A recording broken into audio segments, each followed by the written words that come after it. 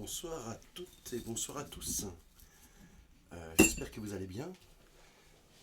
Bonsoir Karamazov. C'est génial d'avoir quelqu'un qui nous dit bonsoir comme ça. Et les 20 heures sonnent. On est pile à l'heure, c'est génial. J'espère que vous allez bien. Euh, Dites-moi ce que vous avez lu cette semaine ou le mois précédent. Le son est ok, parfait. J'avais une petite inquiétude, mais c'est génial. Euh, enfin, ces jours-ci. Qu'est-ce que je peux vous dire je vais vous parler de livres, c'est assez surprenant, mais voilà. J'ai eu une belle surprise aujourd'hui. J'ai reçu un livre, La Nuit, de Pierre Armand, Maria Michaud. Et qui est cet auteur? Cher monsieur, j'ai particulièrement apprécié de vous rencontrer et de discuter avec vous lors de la soirée en l'honneur de Damien Murit à la Maison Rousseau. Donc la Maison Rousseau de la littérature, c'est à Genève. Et de découvrir cet auteur et le livre Dans l'attente d'un autre ciel. Je vais vous lire juste un tout petit extrait. Dehors, le vent hurlait, martelait d'une pluie lourde les fenêtres de la maison. Tu avais peur. Alors, on s'installait dans le grand lit, sous les couvertures, et je te lisais Moby Dick. Lorsque je voulais m'arrêter de lire, tu me disais non, parce qu'il fallait continuer la lecture, parce que tu avais encore peur. Et je continuais. J'ai égaré le livre, mais demeure entre mes mains le souffle fragile d'une page que l'on tourne. Tu te réveilles. Tu me demandes où nous sommes. Je te réponds que je ne sais pas, que j'ai peut-être dormi un peu aussi. Alors, tu regardes dehors, et au loin, qui se mélange avec le ciel, tu vois la mer. Et moi, je vois ton sourire, immense, qui s'accorde à la courbe blanche des vagues. Voilà. Damien Murit dans l'attente d'un autre ciel aux éditions d'en bas. Et donc, ce que je trouve génial dans tout ça, c'est tous ces liens qu'on peut faire dans un salon, dans des rencontres comme ça. Et puis, j'étais très touché de recevoir La Nuit. Et La Nuit, quand même, un livre, j'ai écrit à 14 ans. Je tenais à partager avec vous ce recueil de poésie que j'ai écrit à 14 ans, dans le cadre d'un projet scolaire. Écrire fait partie de mon quotidien. J'espère vous envoyer un jour un ouvrage plus mature. Et voilà, je vais vous lire juste un extrait de l'ouvrage, pas mature, mais écrit à 14 ans. Tombé. Je poussais la lourde porte qui me séparait du froid. Seul, dehors, il pleuvait. Marchais. Mes pas s'effaçaient, engloutis dans le bitume. Ma tête dansait sur la nuit. Je m'arrêtais, m'adossais à l'unique lampadaire allumé de peur de tomber. Quelques gouttes de la petite ruelle coulaient sur mon visage. Autour de moi,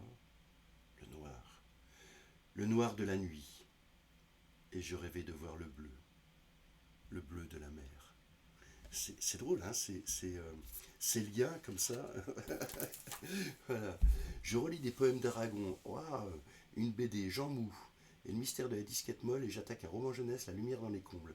Je suis bibliothécaire, j'ai toujours 5 livres en cours. Ah ah, mais génial, génial ça. Ah, mais c'est super. Aragon, mais des poèmes d'Aragon. Qu'est-ce qu'on pourrait dire d'Aragon? euh, hum, hum, hum, hum. J'ai bien. J'aime ce livre. C'est un truc incroyable. C'est les chroniques de la pluie et du beau temps. Aragon, il était poète, mais il était également chroniqueur.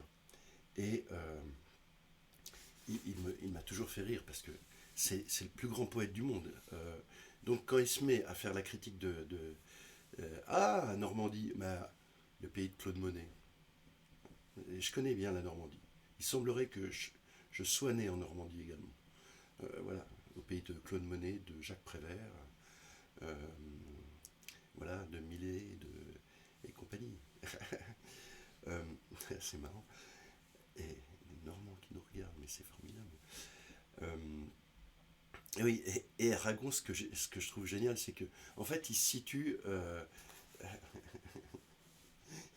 Pascal de Normandie. Il, ça me fait rire. Il situe toujours ses critiques par rapport au plus grand poète du monde, qui est Aragon. J'avais fini par croire au beau temps. Si vous saviez ce que c'est bouleversant, sans drapeau français à Bucarest, ou des ouvriers hongrois qui chantent la Marseillaise, ou tout le grand théâtre de Sofia debout qui crie Vive la France. J'avais fini par croire au beau temps. Nous sommes rentrés à Paris juste avec l'automne 47, il y a 100 ans, l'exilé Herzen écrivait. En automne, la vie de Paris me devint pénible. La mort dans la littérature, la mort au théâtre, la mort en politique, la mort à la tribune, la mort partout. Guizot d'un côté et de l'autre le bégaiement enfantin de l'opposition, c'est affreux. Au loin, quelque part en bas, retentissaient parfois des gémissements terribles, comme sortant d'une poitrine puissante. Mais à l'extérieur, Paris présentait l'image d'un cratère éteint, transformé en boue et en fange. La corruption, la vente des charges de pairs et des croix, les subornations des ministres, les assassinats dans les familles ducales, Praslin, les fausses cartes aux Tuileries, le vol dans les forêts par le roi, le ministre de la Justice surpris dans une maison mal famée, le fils du roi, Montpensier, chassé de la maison d'un respectable général pour sa conduite inconvenable. Voilà ce qui remplissait les journaux et les conversations. Les députés répondirent aux documents accusateurs en votant des remerciements à des ministres dont les friponneries étaient démasquées. Il y a 100 ans. Quelle énumération semblable aujourd'hui illustrerait notre automne. Herzen résume plus loin la position où Guizot a mis la France à la fin de 1847. Voilà. Donc il va faire tout ça. Et puis, il va citer Péguy, Charles Péry. Enfin voilà, c'était...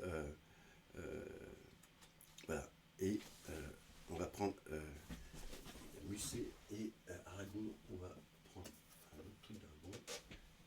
Aragon. Tac, tac. Qu'est-ce que j'avais d'Aragon? On va le calmer.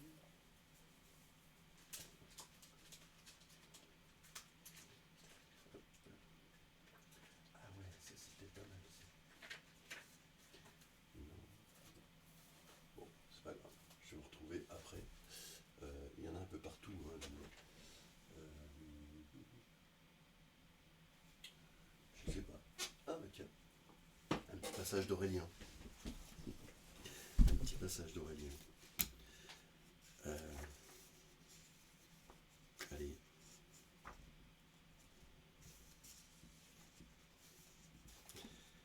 Qu'est-ce que je vais... Ah ouais. Ils étaient remontés après le dîner. Il faisait étouffant. Puis cela avait commencé. Les portes qui battent, le vent, un vacarme, des éclairs comme elle n'en avait jamais vu, le fracas qui secouait la maison, cette pluie échevelée, les plombs sautés, la voix dans l'ombre. En bas, cet imbécile qui pianotait. Est-ce que tout cela avait joué un rôle? Peut-être. Mais ce qu'elle avait ressenti dans ses bras ne ressemblait à rien de ce qu'elle avait jamais pu connaître. Une violence. Elle ignorait que cela fût en elle, cette possibilité, et que ce gosse de Paul, précisément qu'elle supportait depuis des semaines, sans autrement y prendre garde, que ce gosse lui ait donné ce plaisir-là. C'était à n'y pas croire. Elle n'y croyait pas d'ailleurs. Ce devait être l'orage. Elle avait pensé, qui sait, je vais avoir un enfant maintenant. Elle savait bien que c'était impossible. Voilà, Aurélien en, en poche, en folio. Euh, mais voilà, Aragon. Moi j'en ai lu pas mal d'Aragon déjà. Je sais pas si Karamazov tu suis régulièrement. Voilà, et puis alors, je relis des poèmes d'Aragon, une BD Jean Mou. Jean Mou et le mystère de la disquette molle. Alors ça, La lumière des combles. Et 5 livres en cours à saint Ah, pardon, non, du tout. Mais je suivais un peu vos lives auparavant. Oh, bah, c'est sympa. C'est sympa. Mais, alors, ouais, j'aimais. Est-ce que c'était en lien avec ma famille des Normands? j'ai une famille normande. Voilà. Qu'est-ce que je voulais dire? Oui, les 5 livres en cours, ça m'intéresse. Ça m'intéresse vraiment. Voilà, donc j'avais parlé de La Nuit, de Damien Murit. Et puis, euh, ah ouais, euh, vient de paraître Maya Angelou, et pourtant je m'élève, dans la collection Point Poésie de Mabankou. Vous savez que c'est les bouquins, dès qu'ils sortent, je les achète. Voilà, ils sont là. Vous les avez là. Voilà. J'adore cette collection et je trouve que c'est assez génial. Là, c'est en bilingue, donc je vais lire qu'en français parce que une sorte d'amour, comme ils disent. Est-il vrai que les côtes distinguent la ruade d'une bête du poing d'un amant? Les os contusionnés ont bien enregistré le choc soudain, le dur impact, puis les paupières enflées. Les yeux tristes ne parlaient pas d'amour perdu, mais de douleur. La haine souvent est floue. Elle s'étale dans des zones au-delà d'elle-même. Et les sadiques n'apprendront jamais que l'amour, par nature, inflige une douleur inégalée par le bourreau. J'ai trouvé génial. En fait, j'ai choisi 3 extraits. C'était extrêmement difficile à choisir parce que j'avais envie de tout vous lire. Puis j'ai pas le droit de tout vous lire, ce qui est un peu normal. C'est ce qu'on appelle le droit d'auteur. Voilà, notre bibliothécaire connaît bien.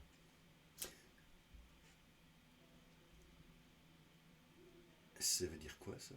Accueille mon compte, mais comment? Mes listes, mon panier. Mon panier. Le club dînatoire des dames. Sa recommandation fut acceptée. L'heure était grave. Elles avaient besoin d'un homme pour les faire réfléchir. Qu'elle paierait sur la cagnotte de petite monnaie. Notre femme consulta sa montre dorée. L'intervenant a un avion à prendre. Le dessert est servi, et juste à temps. Le conférencier se penche, jette en avant la tête, le cou et la poitrine, les bras écartés, sur le haut du pupitre. Il invoque la sincérité comme on ailerait son animal de compagnie préféré. Il comprend la rage féminine. Pourquoi Ève était lubrique et de Dalila la sinistre traîtrise. Notre femme pense, ce gâteau est bien trop sucré. Il déplore la mort en pleine jeunesse et le viol à 10 ans et le meurtre de l'âme qui s'étire depuis longtemps.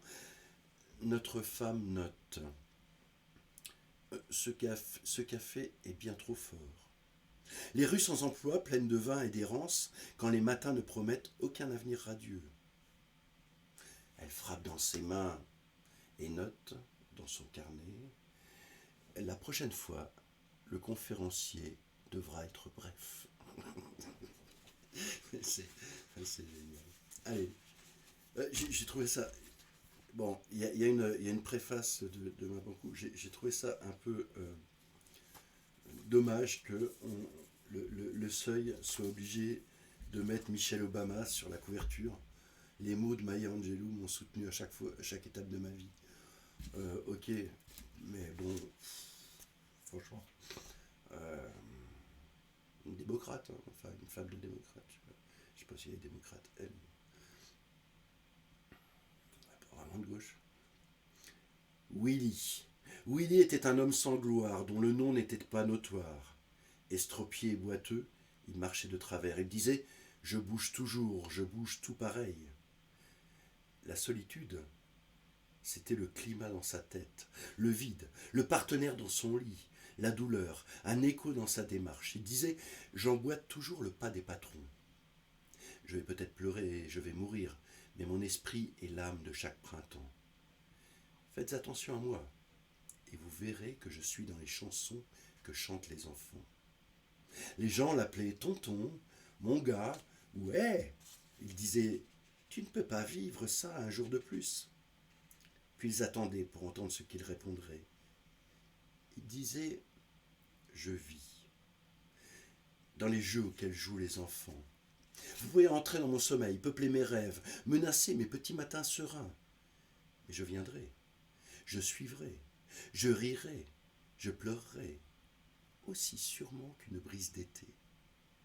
Attendez-moi, espérez-moi, mon esprit est une vague en haute mer. Cherchez-moi, demandez après moi, je suis la rouille sur les feuilles d'automne. Quand le soleil se lève, je suis le temps. Quand les enfants chantent, je suis la rime. Voilà, c'est magnifique. Euh, je sais pas. Euh, ouais, alors en fait, Karamazov, on est lié avec personne, donc il n'y a pas de panier en fait. On a des sacs plastiques ici, des paniers, mais c'est nos paniers. Voilà. Euh, mais voilà. Ouais, c'est très beau, c'est très très beau. J'adore cette collection bilingue. Je trouve ça très beau. Et j'ai fait un stage avec Régine de Tambel il y a quelques temps de bibliothérapie. J'ai vraiment beaucoup aimé. J'en ai fait un petit peu dans les bibliothèques justement. Euh, c'est assez amusant justement le fait de faire de la bibliothérapie alors que on n'est pas thérapeute. Enfin moi je suis pas thérapeute. Régine de Tambel oui mais pas moi. Donc moi je faisais plutôt de la bibliocréativité. C'est-à-dire qu'à partir de livres que dans l'oralité, euh, faire en sorte que les gens sortent de la bibliothèque et soient bien. Et Régine de Tambel vient de sortir un bouquin. Ah, je vous intéresse par rapport à la bibliocréativité. Euh, alors, il y a un lien sur mon site, je ne sais pas si Laura t'arrive à le mettre. J'ai un, j'ai un lien comme ça avec ce que je faisais en bibliocréativité. Et c'est génial, c'est pas du tout le système anglais où on dit ah, vous venez d'avoir un décès dans votre famille et on va vous lire un texte sur l'apaisement après la mort. Non, c'est pas. C'est pas. Ah, bah c'est chouette, c'est vraiment bien. Ouais, ouais, ouais, ouais, faut faire des ateliers, c'est génial. Enfin, moi j'en ai fait pas mal. Et c'est vraiment super. Et en fait, donc la manière dont Régine de Tambel procède et puis qu'elle m'a enseigné, c'est ça. C'est en fait à partir de l'oralité faire du bien. Voilà. Ça va pas plus loin que ça. Et c'est comme ça qu'avec Régine, on s'est retrouvés euh, quand elle a fait un appel pendant le Covid à lire dans les maisons de retraite. On s'est retrouvés à une cinquantaine de personnes à lire comme ça pour apaiser les gens et beaucoup de poésie. Voilà. Moi, je faisais par Skype parce que j'étais en Suisse, mais les autres personnes qui étaient en France faisaient par téléphone. Et on a commencé, je crois que c'est en mars, on a fini en juillet. Enfin, c'était, euh, c'était vraiment, c'était vraiment super et des moments incroyables. Puis on est resté en contact avec Régine. Et puis là, elle me dit ah, mais j'ai un bouquin qui sort. Et voilà. Et ça, c'est le livre qui vient de sortir. Sarah, quand même. Ah ouais. Alors, je connais pas du tout Neila Chidiak. Je sais pas du tout les bienfaits de l'écriture de Neila Chidiak. Je connais pas. Mais là, je vais noter par contre. Je vais noter. Hop, hop, hop, hop. Neila, c'est une autrice qui a écrit sur l'écriture ok. Ouais, j'aimerais me lancer dans l'écriture. Ouais. Alors moi, je me lancerai jamais dans l'écriture. Ouais, je pense pas. Euh, exercice d'écriture. Ouais. Ah d'accord. Ok. Très bien. Ouais. Non, moi, à la limite, je fais écrire, mais j'écris pas.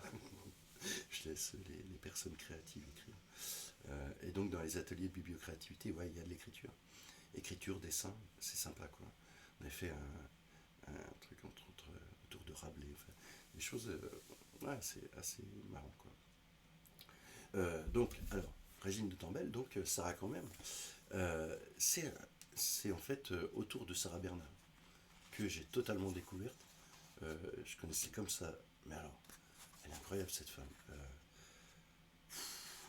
Donc, l'idée de ce roman, en fait, c'est une des femmes qui, est- qui était l'amante de Sarah Bernard, qui, donc Suzanne, qui va rester auprès de Sarah Bernard les 20 dernières années de sa vie.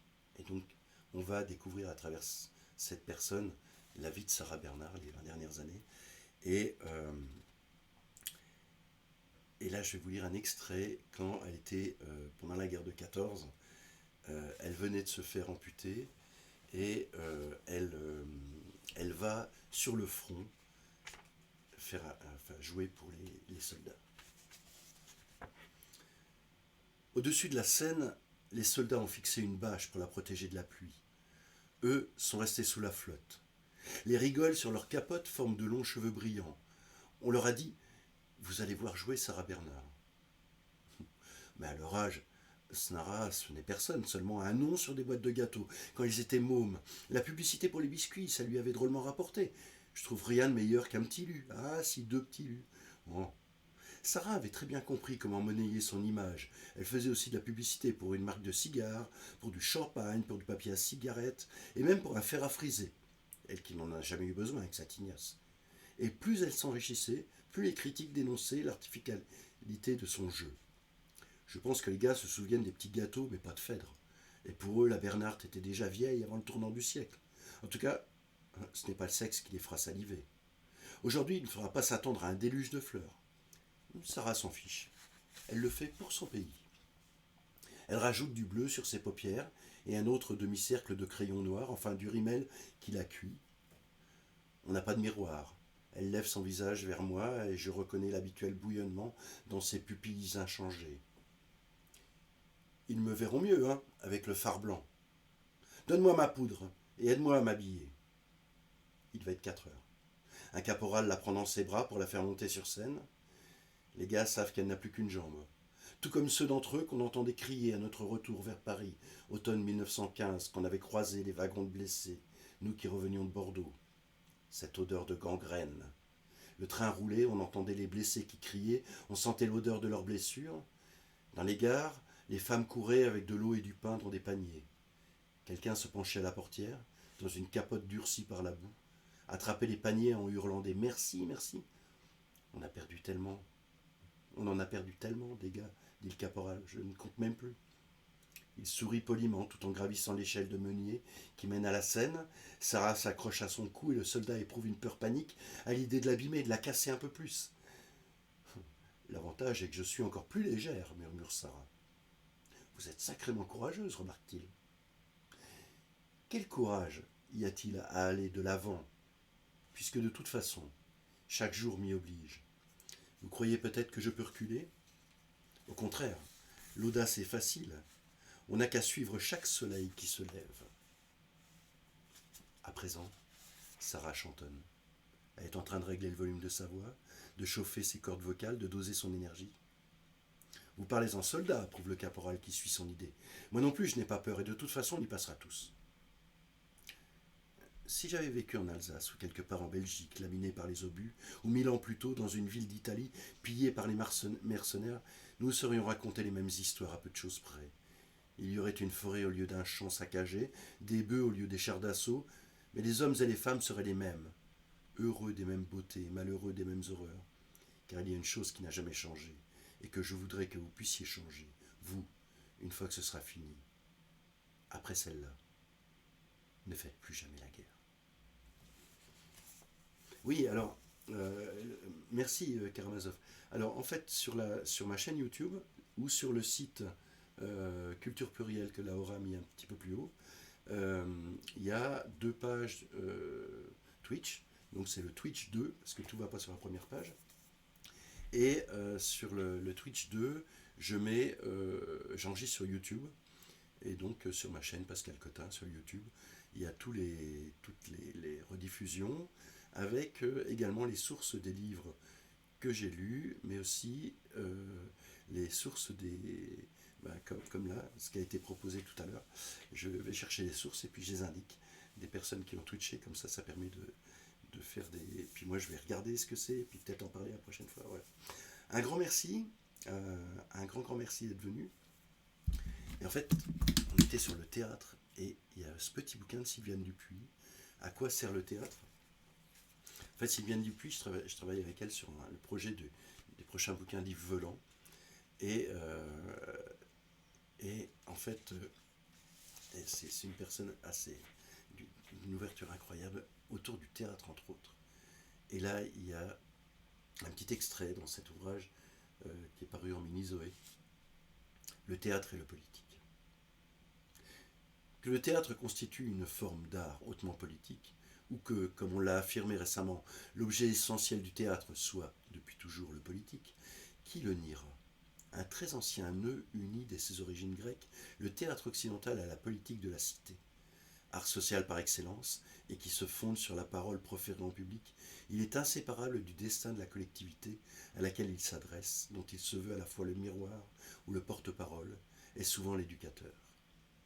C'est à leurs concitoyens que s'adressait un Échille ou un Euripide. Et ce n'est que dans la mesure où ils nous parlent encore, ou à nouveau de nous, que nous sommes justifiés d'y revenir, que les jouer peut avoir un sens. Mais ce qui m'intéresse ici est la définition même du politique. Et c'est de savoir ce que nous pouvons attendre aujourd'hui encore de la fonction politique du théâtre. Car si jadis, ou ailleurs, art théâtral et besoin populaire ont pu coïncider, ce fut le cas dans les pays de l'Est et en Amérique latine, comme ce l'était chez les Grecs au temps de Shakespeare ou encore à la fin du XVIIIe, quand représenter le mariage de Figaro prenait figure d'acte révolutionnaire. On mentirait en soutenant qu'aujourd'hui, le théâtre remplit chez nous une véritable fonction civique et concerne la majorité. Alors c'est un petit bouquin qui est assez génial avec euh, en fait plein de petits articles. Il y a le théâtre et le réel, le théâtre et le présent, le théâtre et la politique, le théâtre poème matérialisé, le théâtre et les larmes, le théâtre et l'obscène et le théâtre simulacre du monde. Voilà, donc Sylviane Dupuis, voilà. Euh, bon, bah, j'espère que vous allez bien. Euh, Karamazov est peut-être parti manger ou voilà. Je sais pas qui. Ah, mais il y a du monde. Je sais pas si d'autres personnes ont des lectures à partager, à dire ce qu'ils ont lu, ce qu'ils ont aimé. Euh, Deux choses. D'abord, un ouvrage de 506 pages qui paraît cette semaine euh, dans la maison d'édition où je travaille, aux éditions Gamba. Alors, Orchidée contre béton armé, mémoire de la ZAD de la colline. C'est en fait une ZAD qui a eu à côté de Lausanne. Et voilà, la carte, il y a la carte de la ZAD de la colline. Et puis, les environs de la ZAD de la colline. Et la ZAD de la colline, en fait, c'est une ZAD qui a été faite par rapport en réaction au cimentier Holcim-Lafarge, qui maintenant Holcim s'est séparé de Lafarge ou Lafarge s'est séparé de Holcim, qui reste Holcim donc, et qui est là pour bétonner le monde et puis faire en sorte que, enfin, qui casse vraiment tout, quoi. Et entre autres cette colline du Mormont, qui est une colline où les Celtes étaient déjà présents, où il y a justement des orchidées. Enfin voilà, ils sont en train de massacrer ce lieu. Et donc d'octobre 2020 à mars 2021, il y a eu une ZAD qui s'est créée et qui a dénoncé en fait tout ce qui se passait. Ce livre est écrit par principalement les zadistes et écrit, photographié, dessiné. Voilà, il sort la semaine prochaine. Il y a de la bande dessinée à l'intérieur. Et je vais vous lire un ou deux extraits. Et c'est une manière chronologique. Donc il y a le pourquoi de cette occupation, l'arrivée là-bas, l'occupation et la désoccupation. Je ne sais pas si ça se dit. Donc la première, le chapitre 4, s'appelle Au bord de la mine. Voilà, béton carrière hiver alternative Holcim. Et le premier texte qui s'appelle Au bord de la mine, qui est signé Laxi. 4 heures du mat. Tour de garde sur la barricade. Des ombres dans la brume, aux yeux de lune, spectre de rancune. Sur la mystérieuse colline, le trou se devine, où vivent les machines, qui, gouvernées par des diables, réduisent les montagnes en sable et les forêts en fable. Voilà. Alors ça va être principalement des courts textes comme ça, parce que les textes, il y a des textes plus longs, il y a des textes. Voilà. Là, chapitre 6, Feu de joie, avec les zadistes en train de faire, je sais pas, du speed baignoire. Et regardez l'hiver à la ZAD, quand même. C'était chaud, hein. Chaud bouillant froid, quand même.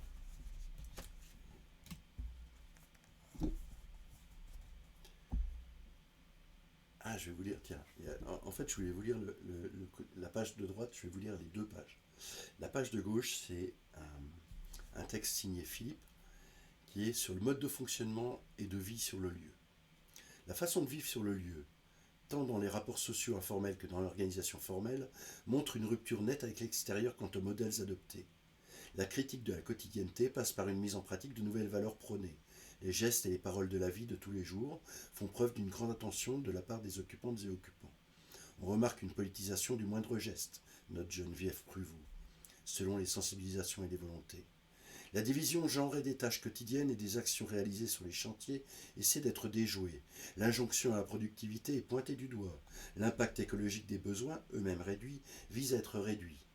En bref, ce n'est pas seulement par les articles, communiqués de presse et interviews protestataires que la critique de la société capitaliste, avec tout ce qui est imbriqué à l'intérieur, est faite, mais également par les actes, en montrant sur place qu'une toute autre organisation de la production, principalement à Notre-Dame-des-Landes, et des rapports sociaux est possible.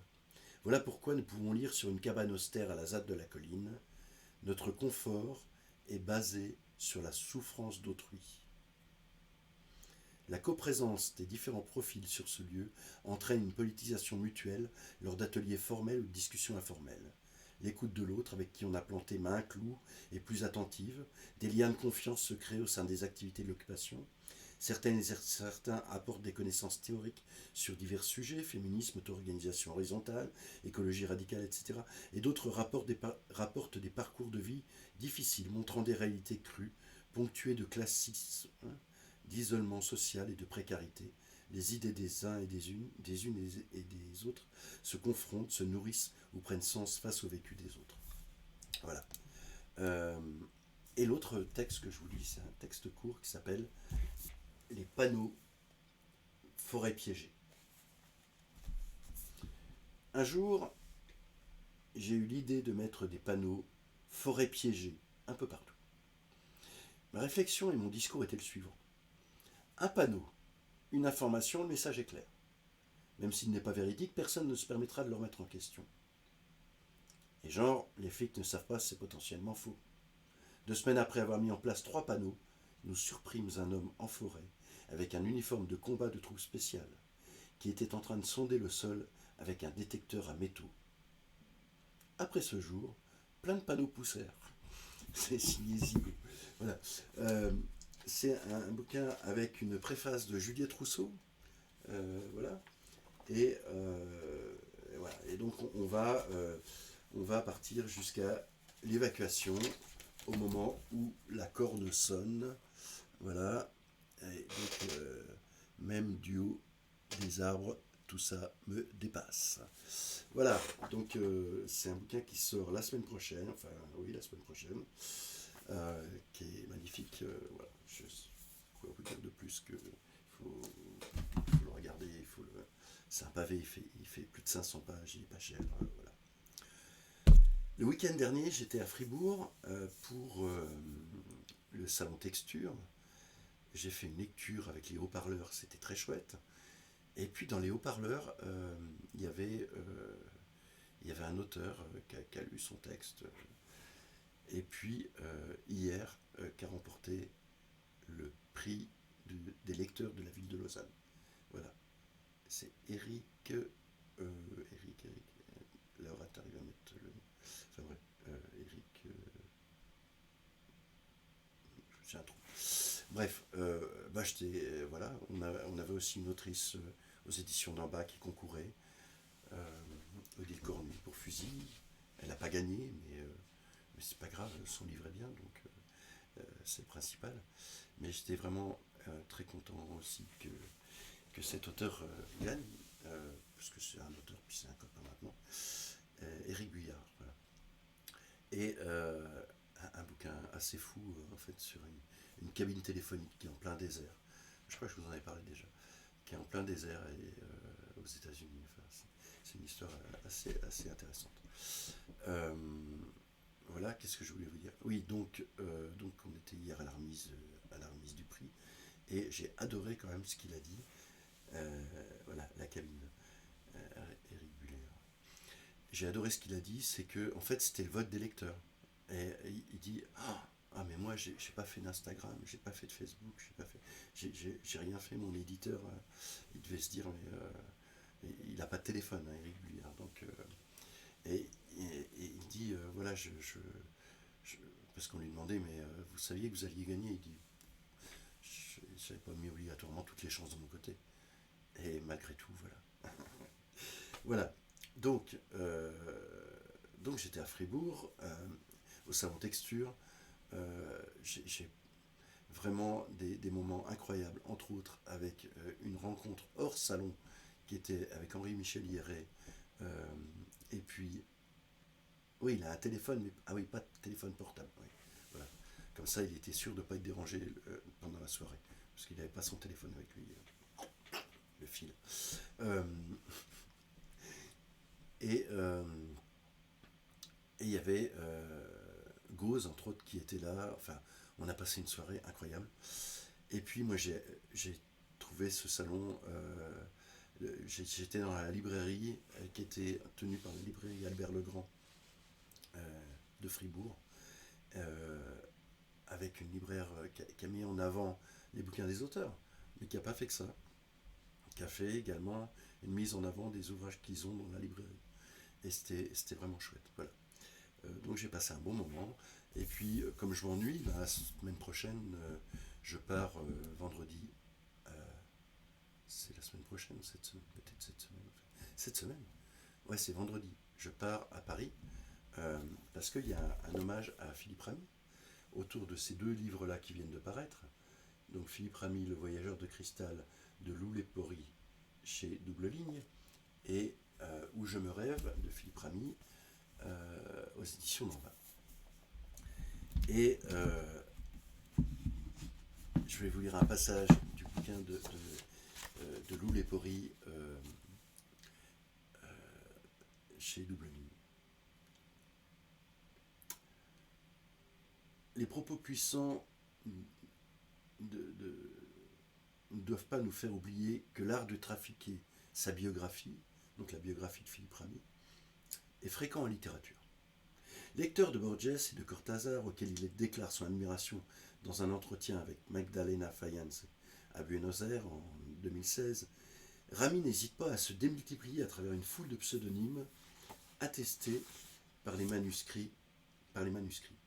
Alma Fedor, Chemu Fincal, Rufus Pastoury, entre autres.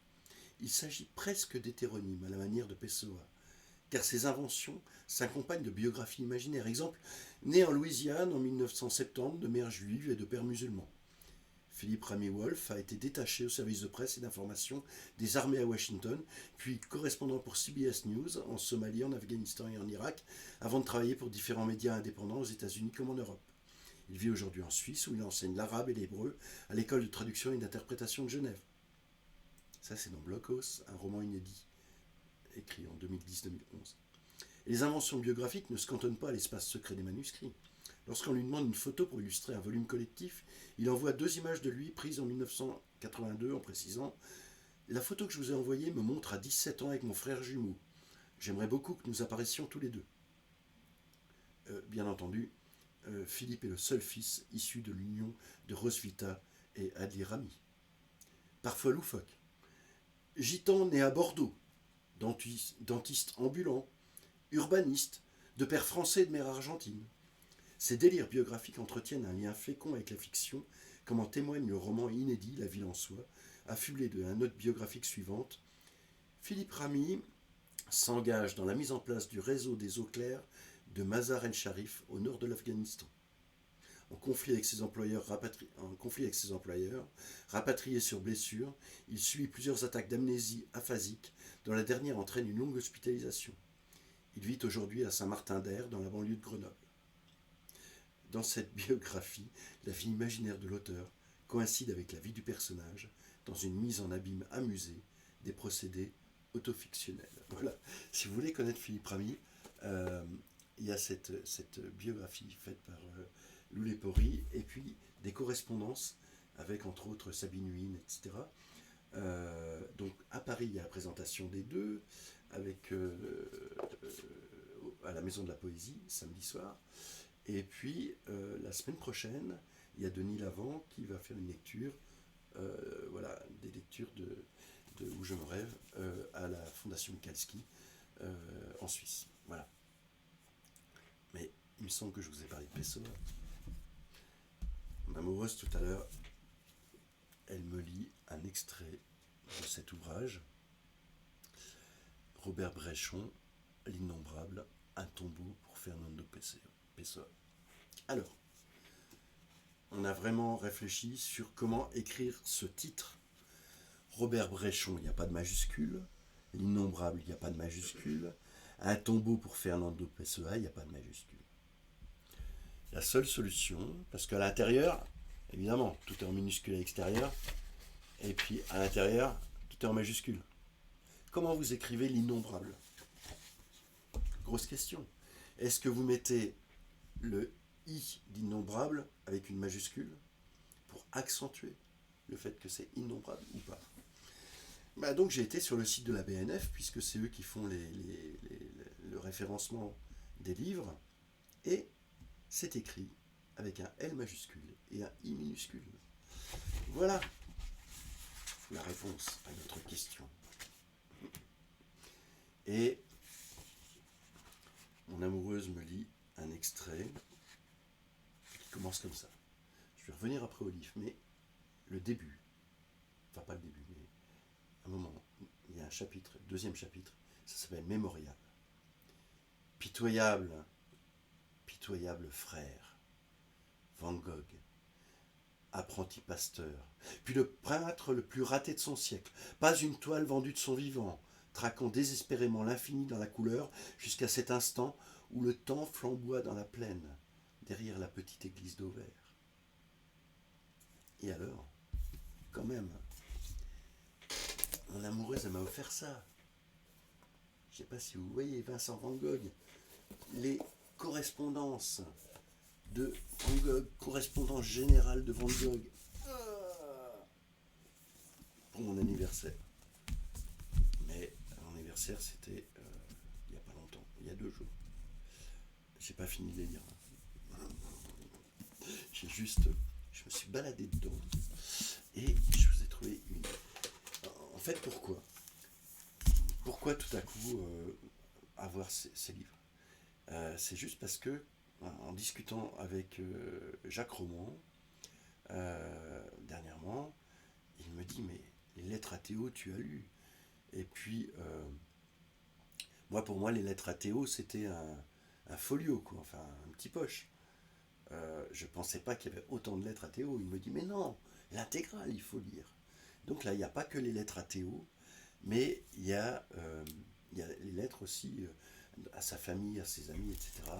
Et je vais vous lire une lettre à Théo, donc son frère, qu'il a adressée le 16 juin 1888. Je t'écris de Sainte-Marie, au bord de la Méditerranée, enfin. La Méditerranée a une couleur comme les maquereaux, c'est-à-dire changeante. On ne sait pas toujours si c'est vert ou violet, on ne sait pas toujours si c'est bleu, car la seconde après le reflet changeant a pris une teinte rose ou grise. C'est une drôle de chose que la famille. Bien involontairement et malgré moi, j'ai souvent pensé ici entre-temps à notre oncle, le marin, qui certainement a maintes fois vu les parages de cette mer-ci. J'ai emporté toiles et je les ai couvertes. 2 marines, une vue du village, puis des dessins que je t'enverrai par la poste, quand demain je serai de retour à Arles. Je loge et je mange à raison de 4 francs par jour. On commençait par en demander 6.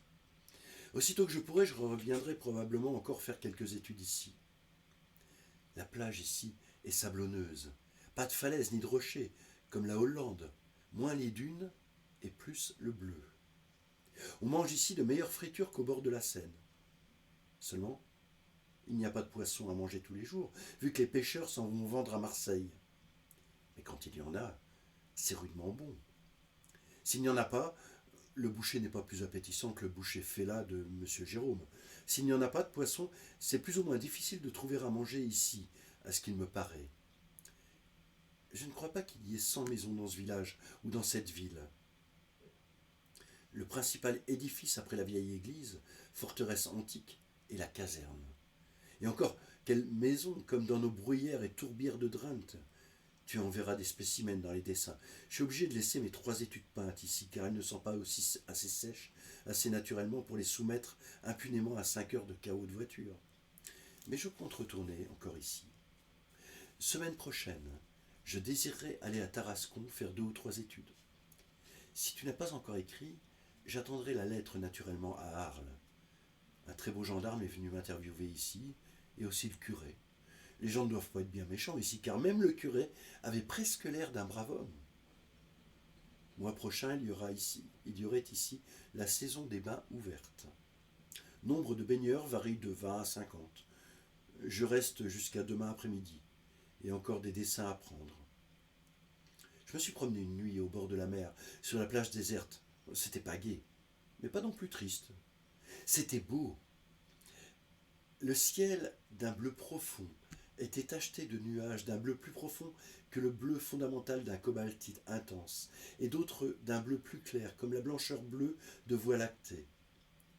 Dans le fond bleu, les étoiles scintillaient claires, verdies, jaunes, blanches, roses plus claires, diamantées davantage comme les pierres précieuses que chez nous, même à Paris, c'est donc le cas de dire opale, émeraude, lapis, rubis, saphir. La mer d'un outre-mer très profond, la plage d'un ton violacé et roux pâle, il m'a semblé, avec des buissons sur la dune, de 5 mètres de haut la dune, des buissons bleus de Prusse. J'ai en dehors de dessins demi-feuilles un grand dessin pendant du dernier. À bientôt, j'espère. Poignée de main. Voilà. Et il y a une illustration en fait de ce village. Ce village de moins de 100 maisons, les Saintes-Maries de la Mer. Je ne sais pas si vous connaissez. Je pense qu'il y a un peu plus de 100 maisons, même si on est complètement dans les marais, au milieu des Flamands-Bous. Voilà. Alors, je reprends Robert Bréchon, donc l'innombrable, un tombeau pour Pessoa, et donc un des hétéronymes de Pessoa en 1916 par la plume donc Alvaro de Campos qui dit: Je pense que ça ne vaut pas la peine d'avoir connu l'Orient, visité l'Inde et la Chine. La terre est toute petite et uniforme, et il n'y a qu'une seule manière de vivre. Et il disait aussi: Et je m'en vais chercher dans l'opium qui console un Orient à l'Orient de l'Orient. Puis une autre petite citation.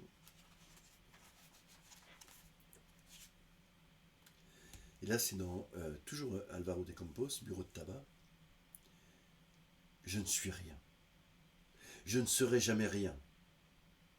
Je ne peux vouloir être rien. Cela dit, je porte en moi tous les rêves du monde. Ah, ça donne qu'une envie, c'est de lire. Donc on a décidé que ce livre-là, on le lisait à voix haute avec mon amoureuse. Et puis ça va nous donner certainement envie de relire Pessoa. Lire et relire Pessoa, voilà. Voilà.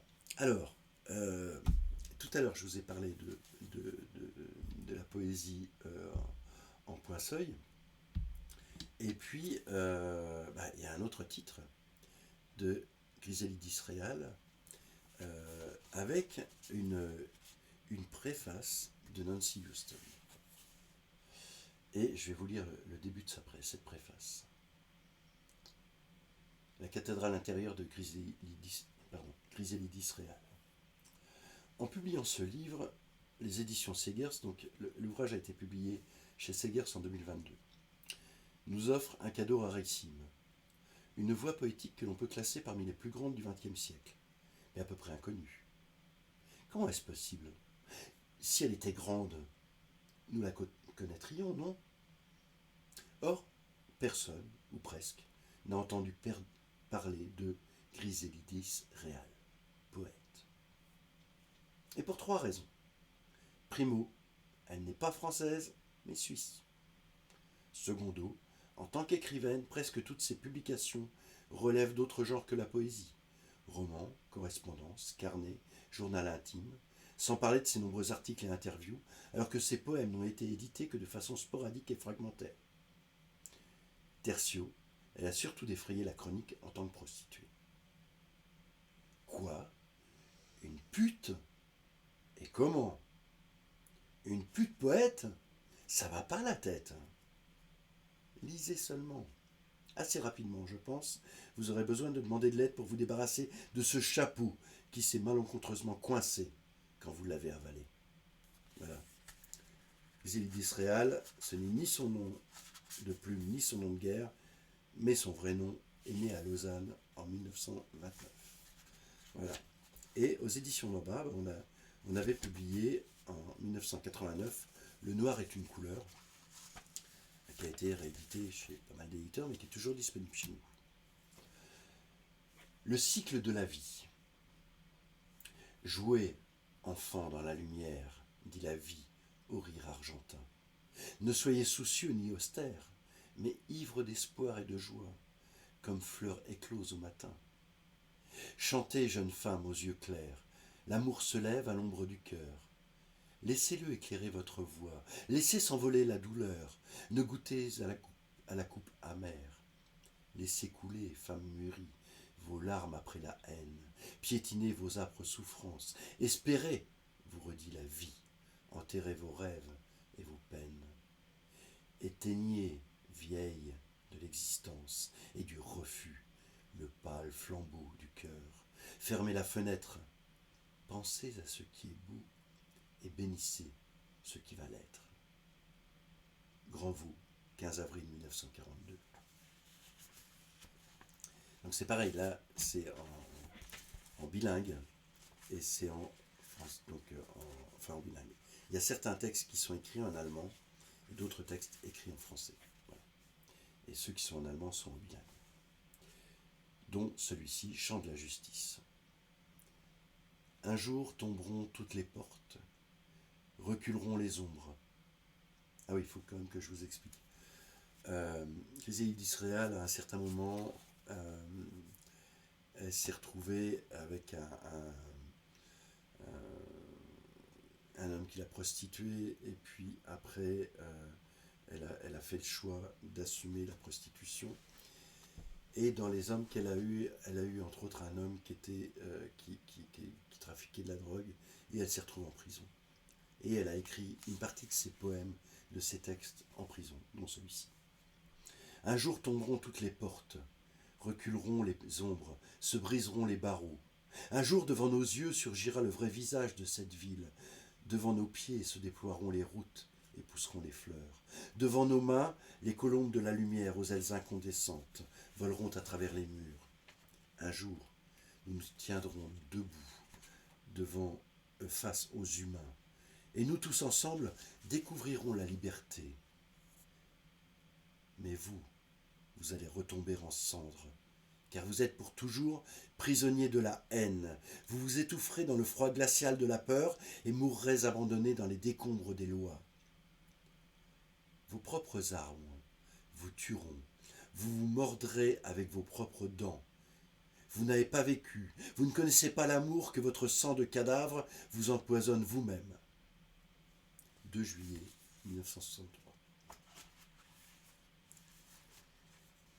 Et un dernier texte que je trouve magnifique, qui est un hymne à mes enfants, et je pense qu'il faut que vous lisiez ça toutes et tous, si vous avez des enfants.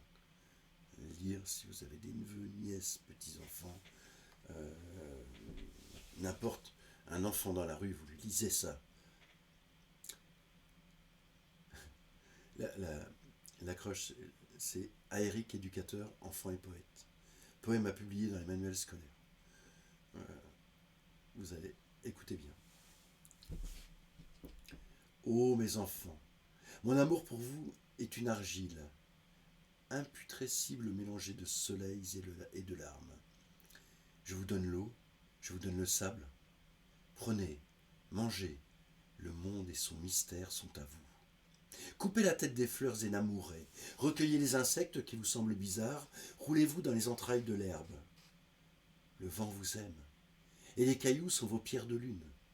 Rythmez le chant des vagues de vos rires, dansez sur moi, je suis chair vive et rosée de glace.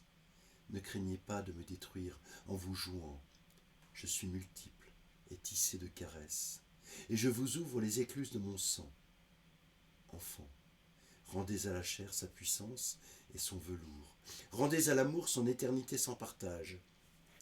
Que les frigides et les impuissants cessent de se repaître de leur vide et réapprennent l'amour en vous voyant. Enfant, pur amant et diamant du large, étincelez et transgressez tous les vétos, marchez sur toutes les routes interdites, piétinez et violez nos défenses maudites, trouvez la vie à l'état brut et soyez des magiciens triomphants, libérez l'animal et son regard incorruptible. Je suis une bête et mes petits auront leur part de sang. Ô mes enfants, mon amour pour vous est une étoile invisible. Je suis d'accord qu'on mette ça dans tous les manuels scolaires. Genève, le 18 mai 1964. C'est d'une puissance, Chrysélides Réal, incroyable. Allez, un petit dernier. 20h56, voilà. Je vous remercie beaucoup pour cette soirée. J'espère que vous avez passé du bon moment. Vous pouvez retrouver tout ça sur ma chaîne YouTube, sur le site. Et puis moi je vous dis à mardi prochain. Et n'hésitez pas à me parler des livres que vous avez lus. Mise en scène. Silence. La dernière porte se ferme sur nos cris. Silence. Le dernier spasme roule et s'évanouit. Silence. Le dernier masque est arraché sans bruit. Le rideau se soulève, se déchire et dévoile un visage de pierre, sculpté par le sommeil de l'éternelle absence, du repos apaisé, de l'ultime beauté à travers la souffrance. Bien au-delà des larmes s'éloigne le galop du cheval de la vie, dans l'océan de sable, aux traces disparues, de nos anciens sanglots et des signes éteints. Silence. Pareil à une armure, le linceul de la mort enveloppe le corps de son cristal de glace et nous tend le miroir, où lentement s'effacent les milliers de visages autrefois révélés par l'ultime gravure. Silence. La vieille peau est morte, l'esprit s'est envolé et chante sur le faîte d'un arbre calciné. Le temps s'est disloqué, les mots se sont rejoints en d'invisibles miettes dans le ciel étoilé. Genève, le 6 août 2003. Et Chrysélides Réal est décédé en 2005. Voilà. Sur cette poétesse magnifique, je vous souhaite une très belle soirée. Je vous remercie beaucoup et je vous dis à mardi. Je vous embrasse.